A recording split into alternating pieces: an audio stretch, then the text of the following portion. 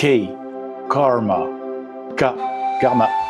La notion de karma désigne communément le cycle de causes et de conséquences liées à l'existence des êtres sensibles. Il est la somme de ce qu'un individu a fait, est en train de faire ou fera. Le karma n'est pas un fardeau que l'on porte, mais une série d'épreuves que l'on s'est choisies juste avant sa naissance. L'image représente un pendule de Newton vu de haut, dans une stricte verticalité. Les deux barres qui le soutiennent ferment l'image en haut et en bas. Le fond est à papier de soie violet foncé, éclairé par deux sources opposées. À gauche, une lumière filtrée par une gélatine violette, à droite, une lumière filtrée par une gélatine verte. L'ensemble donne une atmosphère lumineuse complexe, presque ésotérique. Le pendule est en mouvement, saisi en pose lente. La première boule en haut frappe la suivante, transmettant son énergie à la dernière en bas, qui s'écarte dans un élan suspendu. Le pendule de Newton est l'une des représentations les plus pures de la loi de cause à effet. Chaque action provoque une réaction. Chaque mouvement se répercute, chaque énergie se transmet. Mais l'artiste choisit un angle vertical, plongeant, qui nous arrache à la perception habituelle de l'objet. Vu d'en haut, le pendule n'est plus une simple démonstration physique.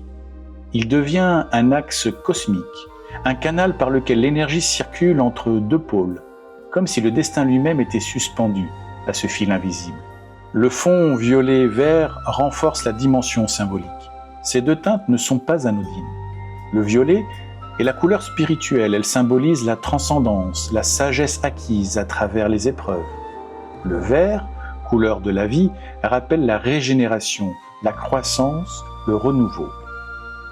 Ces deux pôles éclairant l'objet depuis des directions opposées évoquent la tension permanente entre la vie matérielle et la quête spirituelle. Le pendule oscille entre elles comme l'âme humaine oscille entre ses choix et leurs conséquences. La légende insiste, le karma n'est pas une punition imposée, mais une série d'expériences que l'on choisit avant de naître. Cette idée renverse la perception classique du destin. Elle rejoue la structure même du pendule. La première boule ne frappe pas par hasard, elle engage une chaîne d'événements inéluctables. Mais ces événements découlent de l'impulsion initiale, notre choix originel et notre libre arbitre. Dans la progression de la série, nous avions la lettre L, le labyrinthe qui évoquait le risque de se perdre dans un dédale extérieur. La lettre K, karma, recentre sur l'intériorité, rappelant que le vrai labyrinthe est aussi intérieur et que chaque détour, chaque retour en arrière est le fruit de notre propre choix, de notre libre arbitre. Ainsi, le karma est à la fois un rappel de responsabilité et un encouragement. L'artiste ne nous présente pas le karma comme une prison, mais comme une architecture fluide et logique où chaque geste façonne la suite. Ici, le pendule n'est pas un jouet mécanique, c'est un miroir du temps et de la conscience, un rappel que l'équilibre parfait n'existe pas sans mouvement, et que chaque mouvement est le nôtre.